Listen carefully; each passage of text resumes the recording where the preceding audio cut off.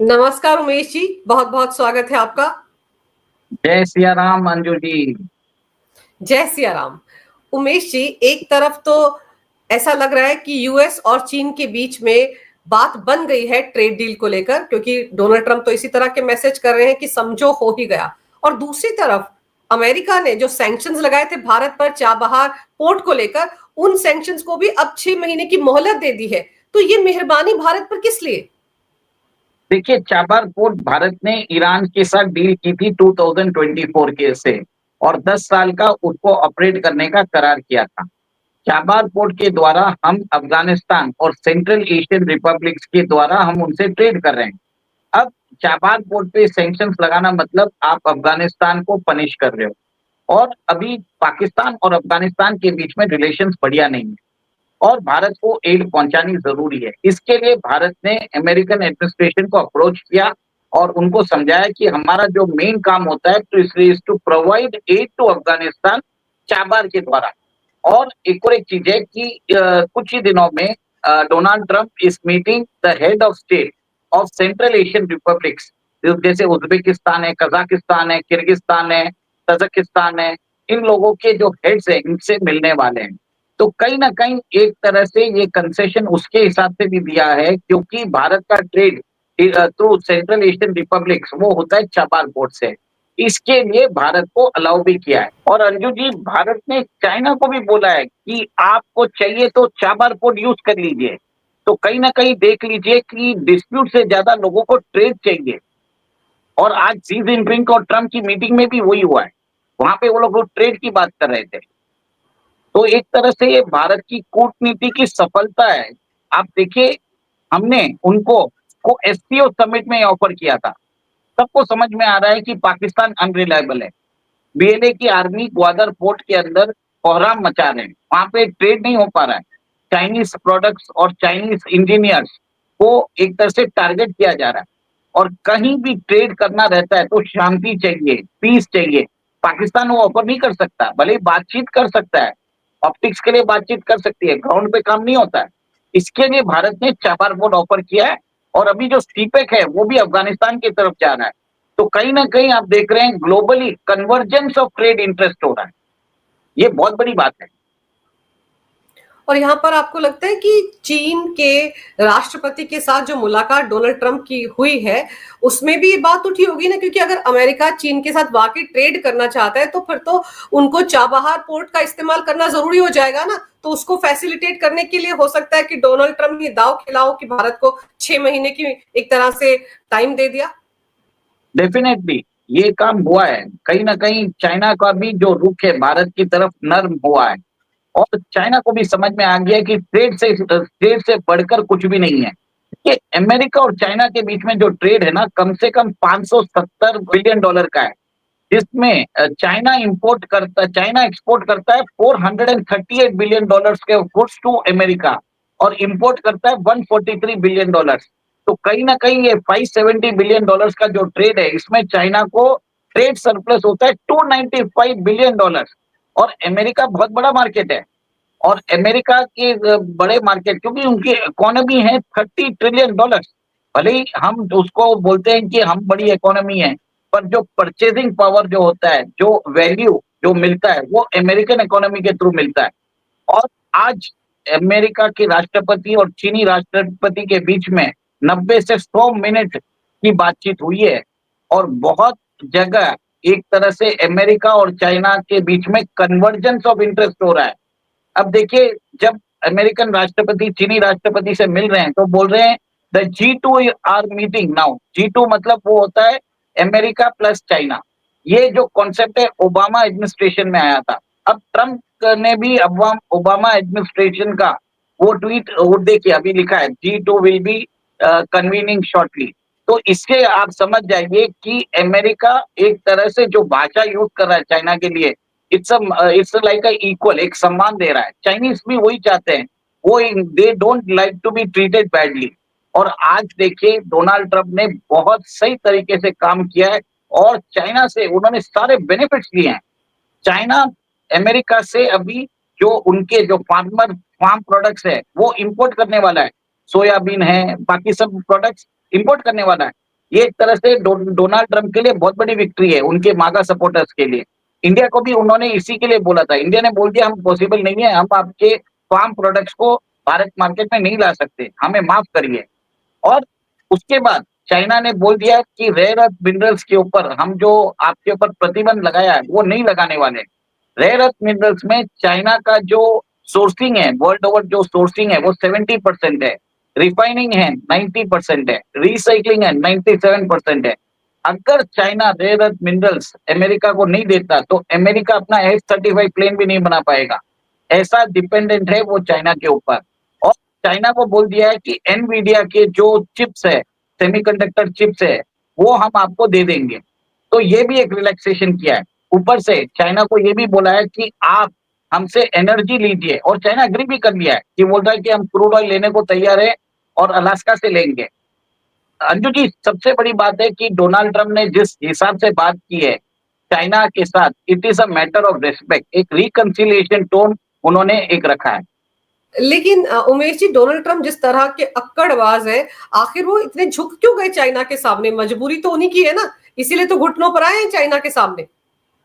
देखिए, अमेरिका कितना भी बड़ा सुपर पावर है, जो मैन्युफैक्चरिंग कैपेसिटी है ना वो चाइना के पास है। और अमेरिकन आर्म्स के अंदर चाइनीज जो रेयर अर्थ मिनरल्स है वो यूज होता है। एक रेयर अर्थ मिनरल है नियोडाइमियम।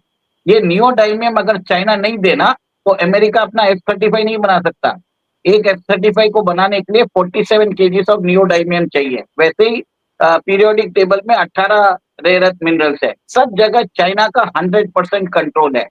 तो कहीं ना कहीं आप ये देखिए देखिए चाइना को भी फायदा है with doing trade with America.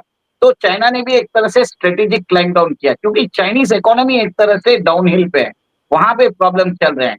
तो कहीं ना कहीं आप देख रहे हैं कन्वर्जेंस हो रहा है बिटवीन चाइना एंड अमेरिका। और एक और एक चीज है, डोनाल्ड ट्रंप ने बोल दिया है कि मैं अभी न्यूक्लियर टेस्टिंग चालू करने वाला हूं। अमेरिका ने 1940 से 1992 तक उन्होंने 1090 टेस्ट किए हैं, और पिछले 34 साल से उन्होंने टेस्टिंग नहीं की है। अब वो बोल रहे हैं वापस चालू करने वाला हूं, क्योंकि रशिया ने पोसाइडन मिसाइल उन्होंने टेस्ट कर ली है और उन्होंने बुरवेस्टनिक मिसाइल को टेस्ट किया है। दोनों एक तरह से ऐसी खतरनाक मिसाइल है। बुरवेस्टनिक जो है वो चलती है न्यूक्लियर रिएक्टर जैसा, उन्होंने बना दिया है छोटा मिनिएचराइज न्यूक्लियर रिएक्टर। हवा में 15 घंटे तक घूम रही थी, 14,000 किलोमीटर तक कोई भी मिसाइल डिफेंस सिस्टम उसको पकड़ नहीं पाया। और वो बोल रहे हैं कि जब चाहे हम किसी के ऊपर हमला कर सकते हैं, और पोसाइडन मिसाइल के थ्रू वो न्यूक्लियर सुनामी ला सकते हैं। तो कहीं ना कहीं अमेरिकन राष्ट्रपति को एक दिखाने का जरूरत है, एक ऑप्टिक्स के लिए, कि हम न्यूक्लियर टेस्टिंग करेंगे। जो डोनाल्ड ट्रंप है वो एक तरह से किम जोंग उन का वर्जन बन रहे हैं। तो मेरा तो मानना है अगर अमेरिका कुछ टेस्ट करता है तो हमें भी 2-3 टेस्ट कर लेना चाहिए थर्मो न्यूक्लियर बॉम्ब का, जो हमने पोखरण में छोड़ दिया था 1998 में, हमें भी कर लेना चाहिए, क्योंकि सबके लिए इक्वल हो गया ना। सीटी बीटी तो गई, न्यूक्लियर आर्म्स रेस चालू हो गया है। भाई अमेरिका को तो इसलिए भी करना पड़ेगा ना। आप सोचिए कि हमने जो उनके जो आलू बम थे उनका क्या हाल किया था ऑपरेशन सिंदूर के दौरान। वहां बचा क्या है? कुछ नहीं बचा है। जो पाकिस्तान में उन्होंने छिपा कर रखे थे नूर खान एयरबेस पे, तो उनका क्या हुआ? अब उसको अपनी पावर को भी बढ़ाना है, क्योंकि उसको तो चुनौती मिल रही है सीधे सीधे रशिया से। दोनों के बीच में जिस तरह की बातें हो रही है कि मेरी पनडुब्बी वहां पर खड़ी है, मैंने मिसाइल का टेस्ट कर लिया है, तो जो हालात बन रहे हैं उसमें कहीं ना कहीं अपनी नाक तो ऊंची रखनी है डोनाल्ड ट्रंप को। इसीलिए ऐलान किया गया कि हम भी करेंगे टेस्ट। डेफिनेटली इसी के लिए किया है वो तो। देखिए, यूएस के अंदर अपने वोटर्स को वो एक तरह से बोलना चाहते हैं कि मैं टेस्टिंग कर रहा हूँ। मैं चाइना और रशिया को दोनों कलेक्टिवली मैं उनके खिलाफ मैं अभी न्यूक्लियर टेस्टिंग करूंगा।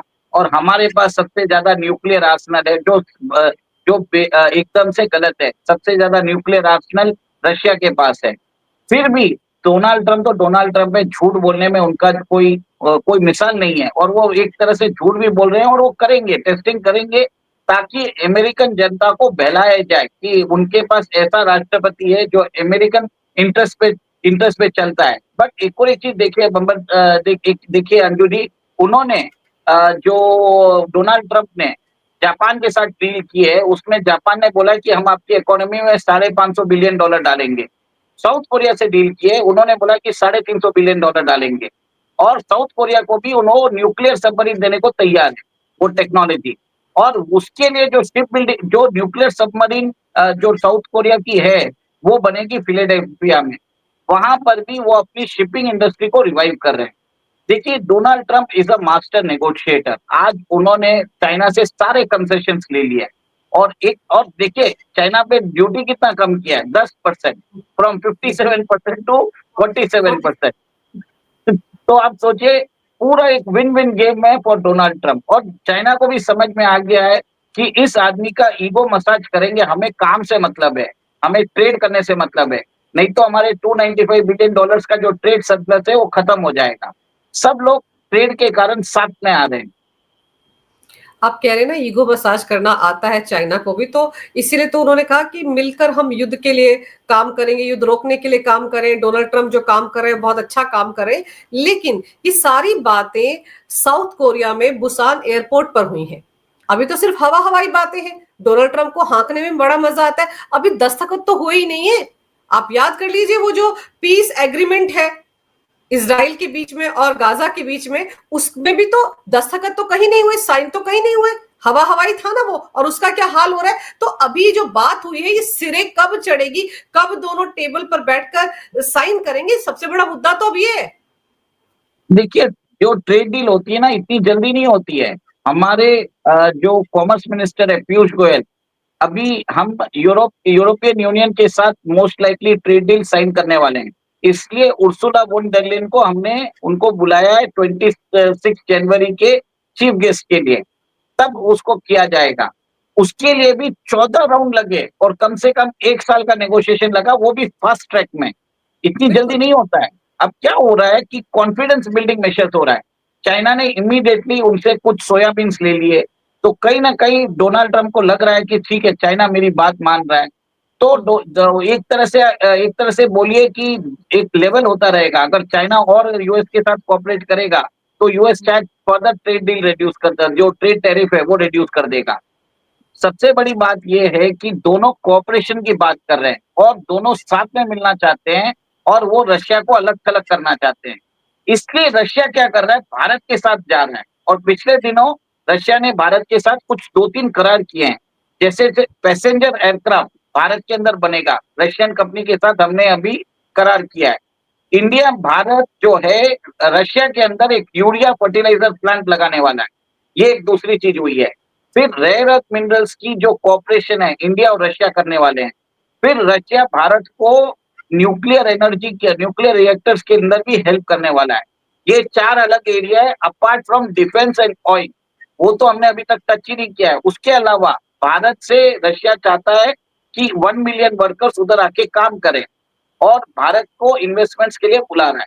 सो कहीं ना कहीं आप देखिए कि अमेरिकन और चाइनीज एडमिनिस्ट्रेशन साथ में मिलकर काम करेंगे, तो रशिया को समझ में आ गया कि आज अब उसको इंडिया के साथ बातचीत करना जरूरी है। और पुतिन आ रहे हैं दिसंबर में, Putin is coming to India. तो उस समय आप लैंडमार्क डील देखेंगे, क्योंकि चाइना क्या कर रहा है अपने इंटरेस्ट के लिए, वो रशिया को डंप कर सकता है। आज एक बहुत बड़ा स्टेटमेंट दिया है कि US and China will work together to stop Russia Ukraine war. तो कहीं ना कहीं चाइना अभी रशिया के ऊपर प्रेशर डालेगा, और रशिया वो प्रेशर से बचने के लिए भारत के साथ आएगा। तो जियो पॉलिटिक्स में चीजें चेंज होती जा रही है, और ये जब ट्रेड और इन्वेस्टमेंट होते हैं, ये सारा डायनामिक्स चेंज कर देते हैं। ओवरनाइट सब कुछ चेंज हो जाता है।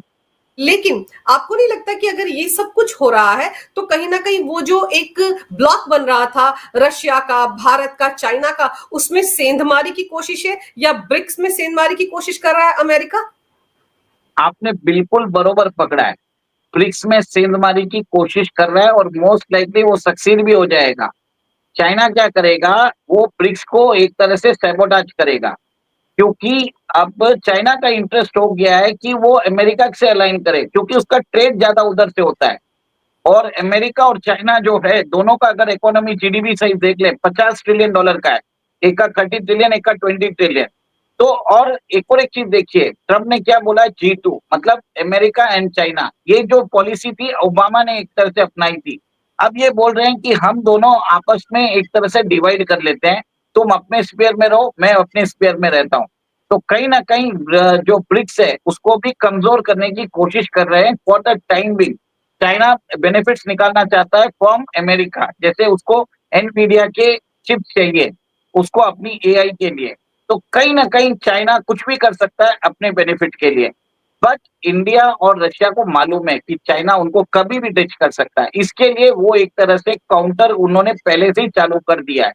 एक और एक चीज़ देखिए, अमेरिका जो चाहता है कि उस अमेरिका और चाइना के बीच में एनर्जी सप्लाईज़ का भी एग्रीमेंट हो चुका है और वो अलास्का से वहाँ से तेल खरीदने वाला है। तो कहीं न कहीं ये देखिए कि अमेरिका चाइना को तोड़ रहा है, रशिया से अलग कर रहा है, ताकि रशिया अलग-थलग हो जाए और वो उनकी शर्तों पर यूक्रेन वॉर को बंद कर दे। ये एक तरह से डोनाल्ड ट्रम्प ने बहुत ही ब्यूटीफुल चाल खेली है। ये जो चाइना और अमेरिका के बीच की नई नई दोस्ती देखने को मिल रही है, इसका पाकिस्तान पर क्या असर पड़ेगा? उसको आप कैसे देखते हैं? क्या पाकिस्तान को ठिकाने लगाने के लिए चाइना ये चाल चल रहा है अमेरिका के साथ? देखिए, अभी एक खबर आई है, चाइना ने ओपनली बोल दिया पाकिस्तान को, आपने हमसे जो पैसे दिए चुपचाप हमको दे दो। अगर आपको अमेरिका की गोद में जाके बैठना है, जाके बैठो, हमारे पैसे पहले दो। कहीं न कहीं पाकिस्तान का मुद्दा भी आएगा और पाकिस्तान के अंदर बलूचिस्तान के प्रोविंस का जो रेयर अर्थ मिनरल्स है, दोनों अमेरिका और चाइना उसी रिसोर्सेस के लिए एक तरह से लड़ रहे हैं। कहीं न कहीं वहाँ पर भी वो एग्रीमेंट कर लेंगे कि तुम इस माइन से निकाल लो, हम इस माइन से निकाल लेंगे। और अगर पाकिस्तान ने अगर कुछ मस्ती की, तो डायरेक्टली बीएनए से बात कर लेंगे। जैसे अभी म्यांमार के अंदर कचिन प्रोविंस में दोनों कचिन लिबरेशन आर्मी से बात कर रहे हैं। तो कहीं न कहीं आप ये देखिए कि अगर पाकिस्तान ने मस्ती की और दोनों को एक-दूसरे को लड़ाने की कोशिश की, तो वो काम नहीं कर पाएगा पाकिस्तान। अब चाइना और पहले क्या होता था, पाकिस्तान बोलता था कि मैंने चाइना और यूएसए को साथ में लेके आया, मैं मीडिएटर। अब क्या होगा कि चाइना और अमेरिका साथ में मिलके बोलेंगे कि पाकिस्तान तू ऐसा कर, नहीं किया तो बलूचिस्तान को आज़ाद करवा देंगे। ये पॉसिबिलिटी मुझे लग रही है। तो जो अमेरिका का रुख पाकिस्तान को लेकर है, पाकिस्तान फेवरेट बना हुआ है, उसको लोन पर लोन दिलाए जा रहे हैं, तो ये बातें भारत को तो रास नहीं आ रही हैं। तो भारत के साथ ट्रेड डील करने से पहले अमेरिका को ये भी सेटल करना पड़ेगा पाकिस्तान का मुद्दा, बताना पड़ेगा कि पाकिस्तान जो कि आतंकवादी देश है, पूरी दुनिया में आतंकवादियों को भेजता है, उसको लेकर अमेरिका का क्या स्टैंड है? देखिए, भारत को एक तरह से समझ में आ गया है कि अमेरिका के ऊपर कंप्लीट भरोसा न नहीं कर सकते। अब जी इंजन डील के लिए उन्होंने हमको बहुत सताया, जिसके कारण हमारा जो तेजस फाइटर इंजन प्रोग्राम है, बहुत एक तरह से डिले हो गया है। भारत के सिक्योरिटी एस्टेब्लिशमेंट को अब समझ में आ गया है, तो वो एक तरह से अमेरिका से ट्रेड डील करेंगे। पर क्रिटिकल जो वेपन सिस्टम्स है, जैसे फाइटर इंजन्स या फाइटर एयरक्राफ्ट या सबमरीन्स है, उसकी डील हम अमेरिका से फ्यूचर में नहीं करने वाले। भले ही हम उनके साथ स्पेस कोऑपरेशन कर लें, लॉजिस्टिक्स एग्रीमेंट करें, कम्युनिकेशन एग्रीमेंट कर लिया, वो सब चलता है। पर जब अमेरिका अपना ये वेपनाइज़ करेगा, इसके लिए भारत ने क्या किया, स्वदेशी का एक तरह से नारा दिया मोदी जी ने और आपने देखा कि जैसे अमित शाह जी ने, पीयूष गोयल ने और सब लोगों ने अराकाई को जब एंडोर्स किया था, तो देश भर में सब लोग ज़ोहो का वो मैसेंजर ऐप यूज़ करना चालू कर दिए। तो कहीं न कहीं अमेरिका को भी समझ में आ रहा है कि एंटी अमेरिकन सेंटिमेंट से उनका ही नुकसान होने वाला है। और उमेश जी, जो इस वक्त राजस्थान और गुजरात का जो बॉर्डर है, वेस्टर्न बॉर्डर हमारा जो पाकिस्तान से लगता है, उस बॉर्डर पर जो त्रिशूल एक्सरसाइज चल रही है, आज से शुरू हुई है, उसका भी तो एक स्ट्रॉन्ग मैसेज जा रहा है ना पाकिस्तान के साथ साथ अमेरिका को भी। भारत ने एक तरह से प्रोएक्टिव मेजर लिया है।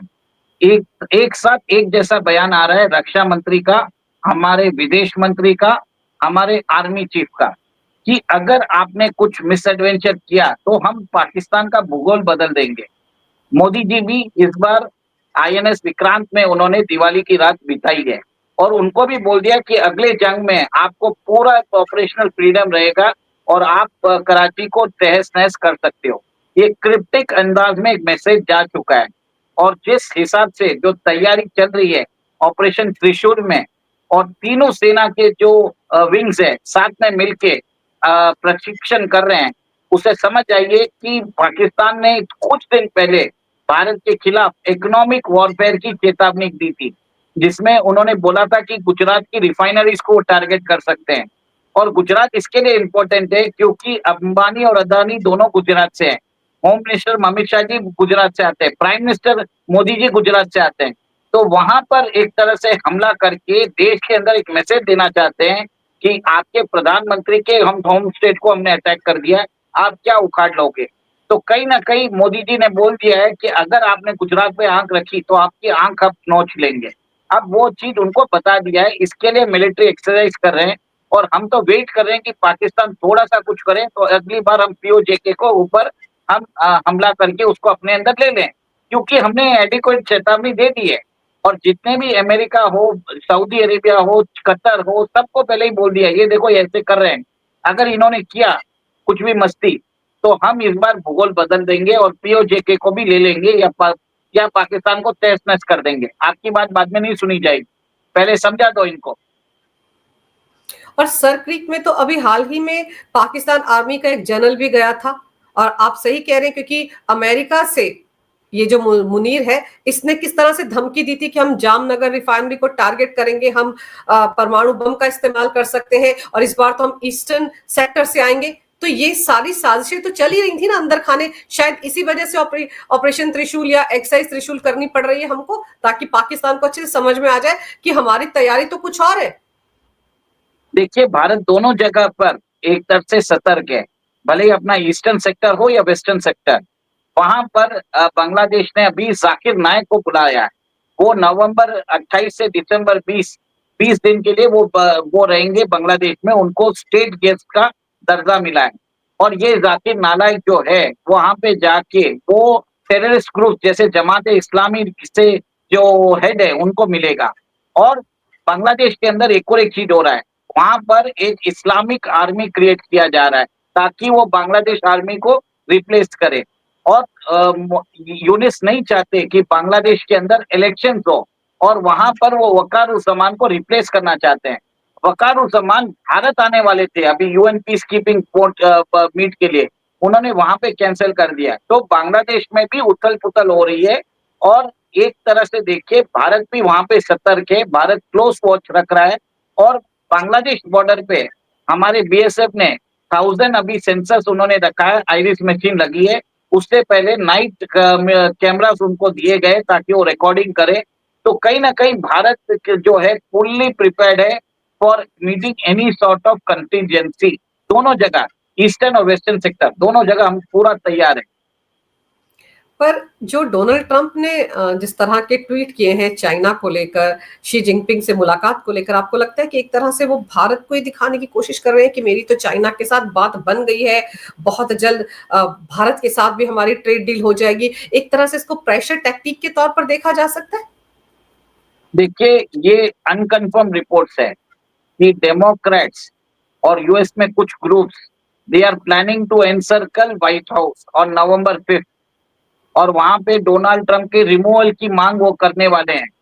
कुछ दिन पहले यूएस के 50 स्टेट में 2700 रैलीज हुई थी और 70 लाख लोग निकल के उन्होंने डोनाल्ड ट्रंप का रेसिग्नेशन मांगा है। कहीं ना कहीं डोनाल्ड ट्रंप की डोमेस्टिक जो हालत है वो खराब होती जा रही है। इसके लिए वो इंटरनेशनली सब लोगों से जो डील मिल रहा है उनके साथ कर रहे हैं और उनको बोल रहे हैं भैया क्या कर सकते हो, क्या बेस्ट दे सकते हो, डायरेक्ट बताओ।